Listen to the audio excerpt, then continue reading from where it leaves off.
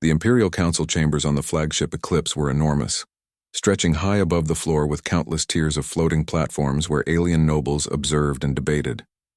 The walls shimmered with metallic panels that reflected the glow of distant stars. At the center, a massive holographic display showed star systems under Imperial control, their borders marked with bold, golden lines. Commander Vorthak stood at the edge of the main platform, his scaled hands folded behind his back, eyes scanning the report in front of him. "Earth," he said with a hiss, "is laughable. They have no fleets to speak of. Their defenses are primitive. Why even waste Imperial time on them?" A ripple of laughter spread through the chamber. The Empire's nobles, with their long, segmented limbs and jeweled crowns, leaned back in their hovering chairs, their voices echoing in mocking tones. "A planet of farmers and miners," one snorted. "Their largest warship barely matches a single scout corvette. Truly amusing." "Indeed," agreed another. "It will be entertaining to see them struggle when our fleets arrive." But not everyone in the chamber was laughing. A young admiral, Kejar, glanced nervously at the display showing Earth's solar system. "Commander Vorthak, sensors report unusual energy fluctuations near their orbit. They could be experimenting with something new," he said cautiously. Vorthak turned sharply, his piercing yellow eyes narrowing. "New?" he hissed. "Kejar, every planet experiments. Every planet dreams, but none of them can touch the Empire. Earth is no exception. Their technology is backward." The council murmured in agreement, and the moment of tension passed. Vorthak waved his hand dismissively. "Prepare for routine observation only. Notify the scouts, keep eyes on them, but no direct engagement. Earth is irrelevant." Far below, in Earth's orbit, the situation looked very different. The blue and green planet rotated slowly beneath a ring of human satellites and orbital stations. Earth's solar system was peaceful, almost unaware of the storm forming in the stars. But inside the orbital command center above the planet, humans were far from complacent. Admiral Lyra Kane, a tall woman with sharp eyes and a calm demeanor, paced before the command console. "We cannot ignore what's out there," she said to her staff. "Every indicator shows the Empire's scouts are near. We need to be ready." One of her young officers, Lieutenant Rami Patel, frowned at the screen displaying asteroid belts and Imperial probes. "Admiral, the politicians are still hesitant. They call it paranoia." Kane shook her head. "It's not paranoia. It's survival. If we wait until they attack, it might be too late. We need a plan that doesn't just defend Earth, but surprises them." The room fell silent as Kane activated a large circular console. A holographic projection of several human starships appeared, suspended above a digital model of the solar system. "This is the Trans-Spatial Fleet Initiative," she said.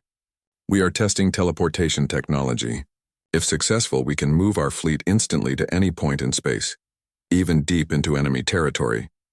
The officers exchanged astonished glances. Teleportation had always been theoretical, discussed in research papers but never tested on operational fleets. "Admiral," Rami said cautiously, "this is risky. If anything goes wrong, we could lose ships, or worse." Kane's gaze hardened. "I know the risks, but the Empire underestimates us. They think Earth is a joke. We will prove them wrong, not with brute force, but with precision, speed, and ingenuity." In the labs nearby, engineers worked tirelessly, monitoring energy flows and calibrating teleportation coordinates. Sparks flew occasionally from console panels, but the team persisted, eyes glued to the monitors. Among them, Dr. Elena Maris, one of the lead scientists, whispered to a colleague, "This is history in the making. If we succeed, Earth will no longer be a laughingstock." Meanwhile, on the Empire's flagship, Vorthak's scouts drifted silently near the outer planets. Their sleek black ships glided effortlessly, scanning every signal for signs of human military activity. But all they detected were normal communications and routine orbital adjustments, nothing that indicated humans were preparing anything extraordinary. "This planet is simple," one scout reported to Vorthak. "No fleets, no advanced technology, no significant threat. Their largest orbital station is barely armed." Vorthak's lip curled into a sneer. "Exactly as I said.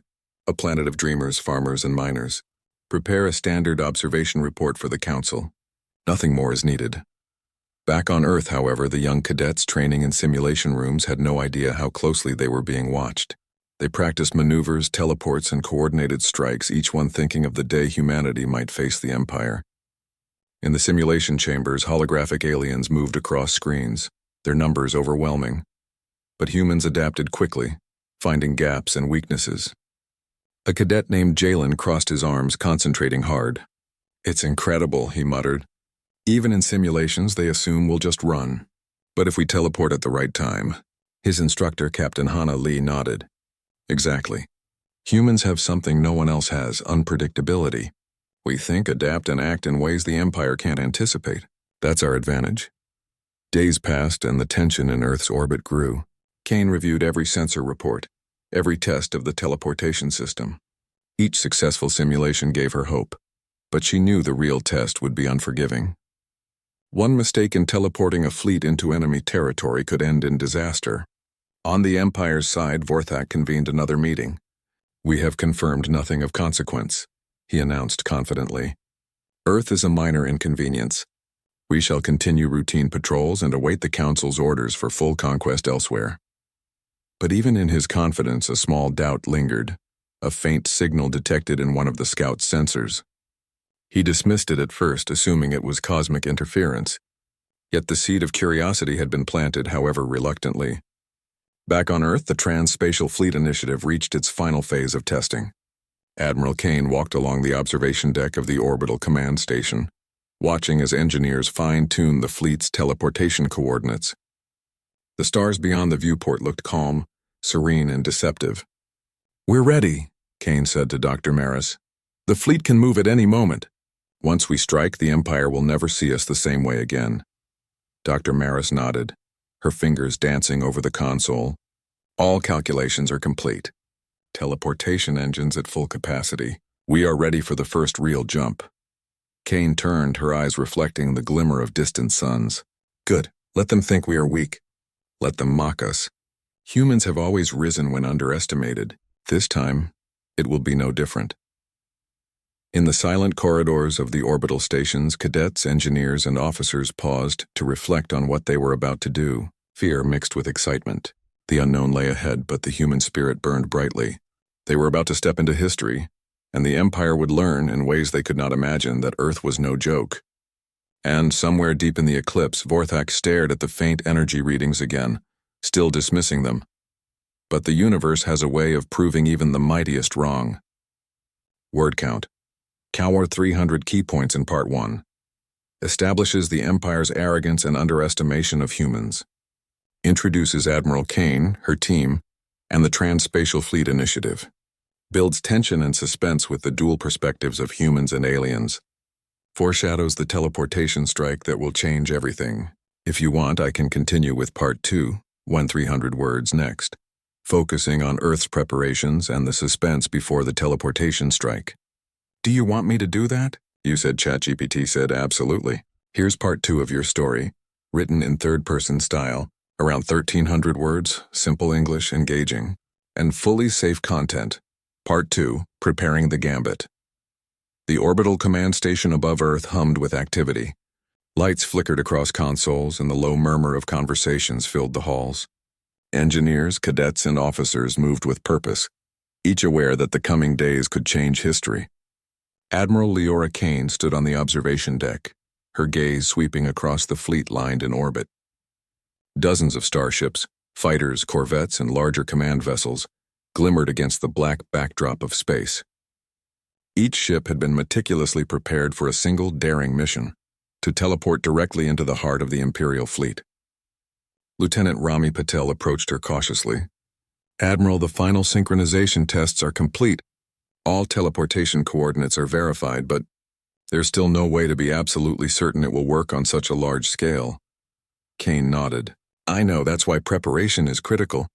We are not just testing technology. We are testing ourselves.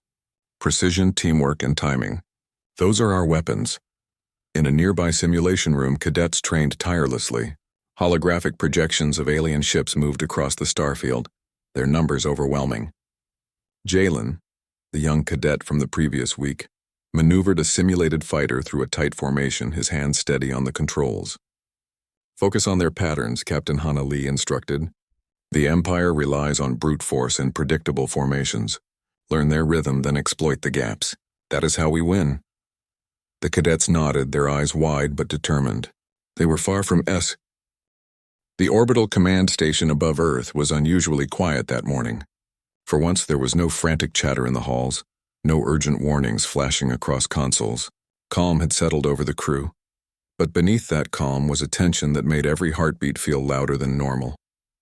Today was the day. Admiral Lyra Kane walked along the observation deck, her gaze sweeping across the fleet. Every ship gleamed in the sunlight reflecting off Earth below, their engines humming softly, ready to perform the impossible. The Trans-Spatial Fleet Initiative had passed all simulations. Now the humans were ready to teleport their fleet directly into the heart of the Imperial presence. Lieutenant Rami Patel stood beside her, eyes fixed on the holographic display showing the location of the Imperial forward base. All coordinates verified, he reported. Fleet synchronization is complete. If the calculations hold, we can teleport in exactly 12 minutes. Kane nodded, feeling the familiar mixture of fear and resolve. Remember, timing is everything. We must strike together and we must strike precisely. One misstep and we risk everything. Meanwhile, the Empire remained blissfully unaware. Commander Vorthak lounged in the command chamber of the Eclipse, reviewing routine patrol patterns. They are still a primitive planet, he said with a hiss of amusement. Even if they have some technology, it is nothing we cannot handle. Prepare the fleet for inspection, nothing more. Vorthak's confidence was absolute. Imperial scouts had detected faint energy pulses near Earth's orbit, but he dismissed them as interference. The Empire's arrogance blinded them to the possibility that humans could accomplish what no one had before. Back on Earth, the teleportation engines began to hum louder as the countdown approached. Cadets and officers manned their stations, checking systems, communicating silently with each other. In the control room, Dr. Elena Maris monitored every energy spike, her hands steady despite the enormity of what they were about to attempt. Energy levels stable, she reported. Subspace alignment is perfect. Fleet teleportation ready in T-10 minutes. Kane's voice cut through the room, calm but firm. All ships prepare for jump. Remember your targets. Move as one. Execute with precision. In the orbital corridors, cadets exchanged nervous glances. Jalen took a deep breath. This is it, he whispered to Mara. All those simulations, all those late-night trainings. It's finally happening. Mara nodded, her fingers gripping the console. We've trained for this moment.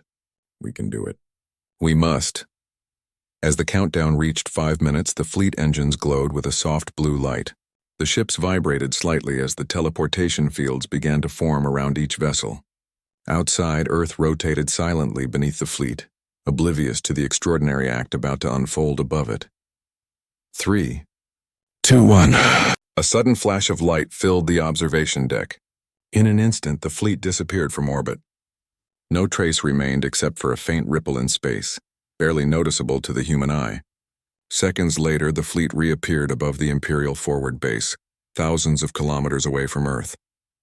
The human ships hovered silently, almost ethereal against the black backdrop of space. The Empire's forward base, a massive array of stations and defense satellites, had no warning. Alarm sirens blared across the command chambers as alien crews scrambled to respond. Vorthak, still confident, demanded a report. What is happening? Admiral? One of the officers stammered. Multiple contacts have just appeared above the base. They appeared out of nowhere. Vorthak's eyes narrowed. Impossible, he hissed. There is no fleet that can teleport. Explain this anomaly immediately. Back in the human fleet, pilots coordinated swiftly. Fighter squadrons darted between Imperial stations, disabling communications arrays and targeting key weapon systems with surgical precision. Despite being outnumbered, the humans moved with perfect coordination. Every maneuver had been rehearsed in simulations, and now it was executed flawlessly in real time. Jalen gripped the controls of his fighter, adrenaline coursing through him.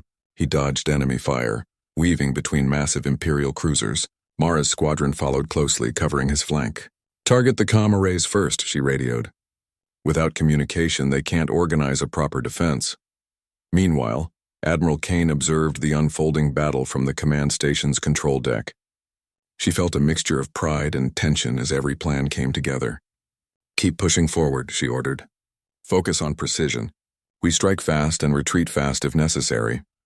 The Empire, for the first time, realized that humans were not weak. Their attacks were clever, coordinated, and relentless. Even the massive Imperial cruisers struggled to respond to sudden teleporting strikes. Human ships appeared in one location, fired and vanished again before the enemy could adapt. Vorthak slammed his claws against the console in frustration. "Impossible," he hissed. "They cannot be everywhere at once." But the humans were doing exactly that. Teleportation gave them an edge no conventional fleet could match. Each strike was calculated, timed to perfection. Within minutes, key Imperial stations were disabled, and their fleet's coordination began to falter. On the bridge of a human command ship, Lieutenant Patel grinned. "They're losing formation. They didn't expect us to move this way. Keep up the pressure." Kane's eyes remained calm, though her mind raced. "Remember, minimal damage to civilians and structures," she reminded the fleet. "Our fight is with the military forces. Precision is our strength." As the minutes passed, Imperial commanders struggled to adapt. Vorthak's arrogance had left him unprepared for an enemy that could teleport, strike, and vanish without warning. Panic began to ripple through their ranks. In the chaos, cadets and officers alike proved their mettle. Jalen executed a complex maneuver to disable a weapons array on a massive cruiser, earning a quick nod of approval from Mara. "Well done," she said. "This is what humans do best. Think fast, act faster." The human fleet did not linger. Once their primary objectives were achieved, the ships prepared to teleport again, retreating to safe coordinates beyond the Imperial base. Their attack had been swift, precise, and devastatingly effective, yet none of the human ships had suffered catastrophic damage. Kane exhaled, her hand steady on the console. Phase 1 complete. Teleportation successful. Fleet integrity maintained. Dr. Maris allowed herself a small smile. "We did it." Every calculation held. The fleet is safe. Back in the Empire, Vorthak was stunned. His fleet had been humiliated in minutes. "Report," he demanded, his voice trembling with rare uncertainty. How could this be? They appeared out of nowhere. They struck without warning, and yet— "Sir," an officer replied cautiously, "they are humans, Commander. Their technology, their tactics, we underestimated them. They are unlike any species we've faced before." Vorthak's yellow eyes burned with a mixture of anger and disbelief. For the first time, he questioned his judgment. "Prepare countermeasures," he hissed. "But be careful. Do not underestimate humans again." As the human fleet regrouped in safe space, Kane addressed her officers and cadets. "Today, humanity proved it is not a joke to the galaxy. The Empire has seen what we are capable of. But this is only the beginning. We must remain vigilant, adaptable, and prepared for whatever comes next." In the quiet aftermath, Jalen leaned against his console, exhausted but exhilarated. "We did it," he whispered to Mara. "We actually did it." Mara smiled, her eyes reflecting the distant stars. "And this is just the start." They thought Earth was weak. They thought we were simple. Today we showed them otherwise. The teleportation strike had changed everything. Humanity had demonstrated ingenuity, courage, and teamwork in the face of a far larger, more powerful enemy. For the first time, the Empire understood that humans were not to be mocked, underestimated, or ignored. And somewhere in the depths of the galaxy, the faint ripple of Earth's fleet moving through subspace left a lasting impression, a warning to all who might doubt the ingenuity of a species that refused to be a joke. Word count: 1, 3, and 10. Key points in Part 3. Humans teleport their fleet into the Imperial base for the first time. Imperial forces are caught off guard, showcasing human ingenuity and tactical skill. HFY themes emphasized: courage, intelligence, teamwork, and adaptability. Set stage for the Empire's response and rising tension in Part 4. If you want, I can continue with Part 4, 300 words next, showing the Empire regrouping, counterattacking, and humans using clever strategies to stay ahead, keeping it exciting and fully HFY. Do you want me to write Part 4 now? You said ChatGPT said absolutely. Here's Part 4 of your story, written in third-person style, around 300 words, simple English, engaging, and fully safe content. Part 4. The Empire's Response. The silence after the human fleet's teleportation strike lasted only a few hours. Above the Imperial forward base, commanders scrambled to assess the damage. Alarms still blared, and emergency lights flickered across the massive stations. Imperial engineers and soldiers worked frantically, trying to restore communications and rebuild defenses. Commander Vorthak paced across the bridge of the Eclipse, his long claws clicking against the polished floor. "This is unacceptable," he hissed. "How could a primitive planet strike us so effectively? They cannot be everywhere." The stars above Earth were calm and serene, but the galaxy beyond was forever changed.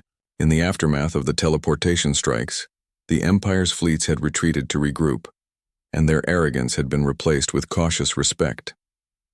Humanity had made its mark. Admiral Lyra Kane stood on the observation deck of the orbital command station, looking out over Earth's horizon.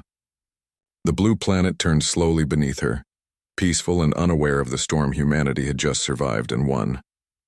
Beside her, Lieutenant Rami Patel reviewed the latest sensor reports. "They've withdrawn their fleets," Patel reported.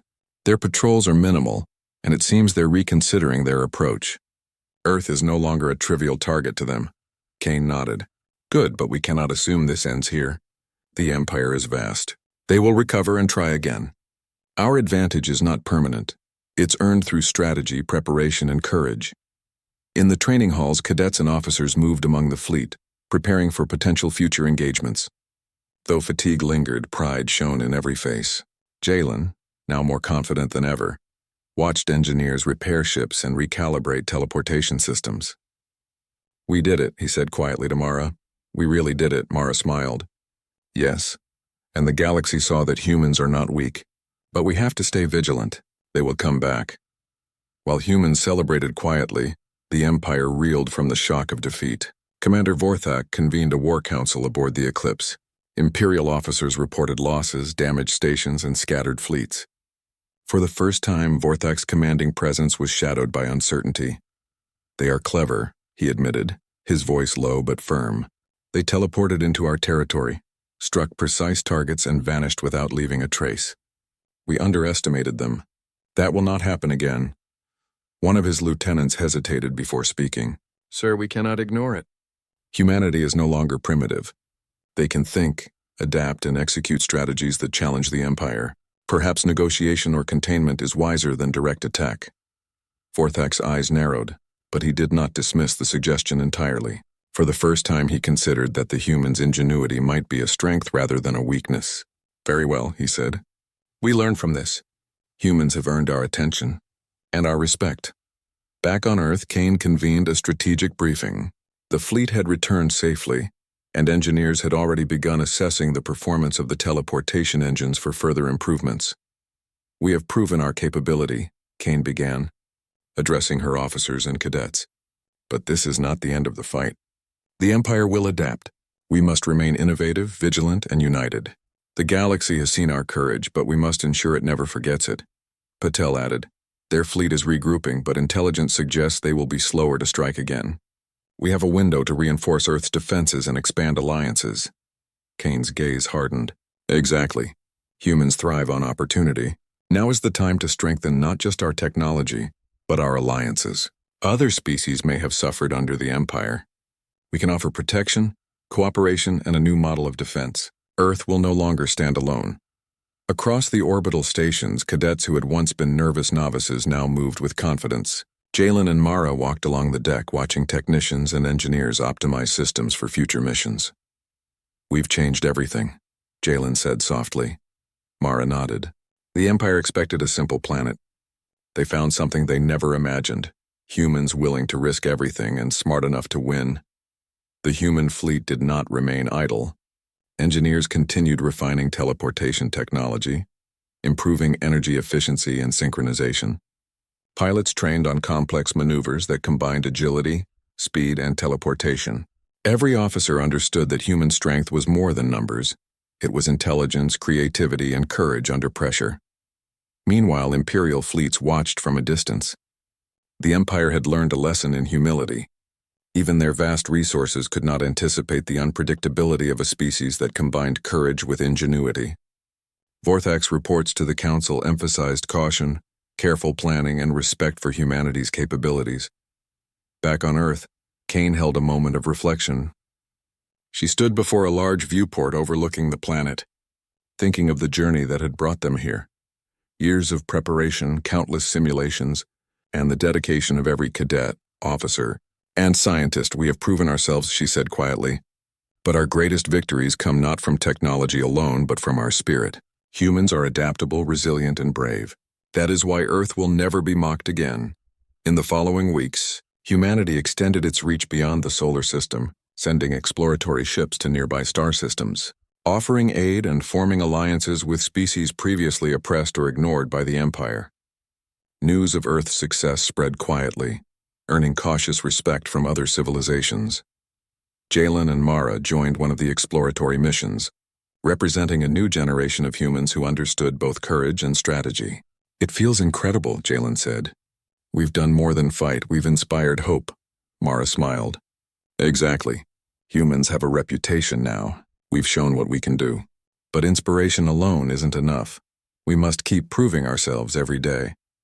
Admiral Kane oversaw every operation, guiding humans through their first steps as a respected species in the galaxy. She knew challenges remained, but humanity had gained something priceless: confidence, recognition, and the knowledge that even a smaller, underestimated species could make a difference.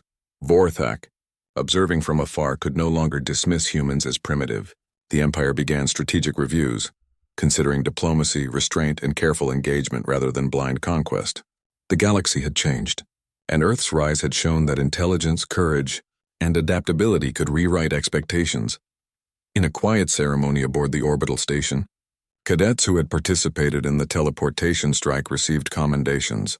Engineers and scientists were recognized for their innovation, and pilots for their precision and bravery. Kane addressed the assembly. "Humans have proven today that size does not equal strength and numbers do not equal victory. Intelligence, courage, and unity matter more than any fleet or weapon. Remember this lesson, and carry it forward in everything you do." Applause filled the hall, and a sense of pride and accomplishment resonated through every person present. Humanity had not only defended Earth, they had demonstrated the very qualities that made them extraordinary. Outside, the stars stretched infinitely, the galaxy vast and full of potential. Earth, once a quiet and overlooked planet, had announced its presence to the universe. Kane reflected on the journey ahead. "We will continue to explore, to protect, and to innovate. The Empire may return and other challenges will arise, but humanity will face them as we always have, clever, brave, and united." Jalen looked at the stars from the observation deck. "I never imagined we'd be here, fighting the Empire and winning." Mara stood beside him, smiling. "We didn't just win a battle. We changed the galaxy's view of humanity. Earth is no longer a joke. It's a symbol of courage, ingenuity, and hope." As the human fleet prepared for its next missions, a new era began. The Empire would think twice before underestimating Earth again. Other civilizations would watch, learn, and perhaps follow the example of unity and intelligence that humanity had demonstrated. The galaxy had learned a simple truth: humans were clever, adaptable, and unstoppable when united by purpose. The small blue planet in the void of space had proven that even the underdog could rise, challenge the mighty, and emerge victorious. Admiral Kane stood silently for a moment, her eyes on Earth below. The planet was beautiful, fragile, and yet strong, like the people who called it home. A smile crossed her face. "Earth will never be a joke again," she said softly. "And this is only the beginning." Somewhere in the distant reaches of space, Commander Vorthak observed humanity's growing presence. The arrogance that had once blinded him was replaced with cautious respect. He knew that in every corner of the galaxy, humans would be remembered, not as primitive but as clever, courageous, and capable of changing the course of history. The stars above were vast, the future uncertain, but one thing was clear: the galaxy had discovered the strength of Earth, and humanity would rise to meet every challenge together.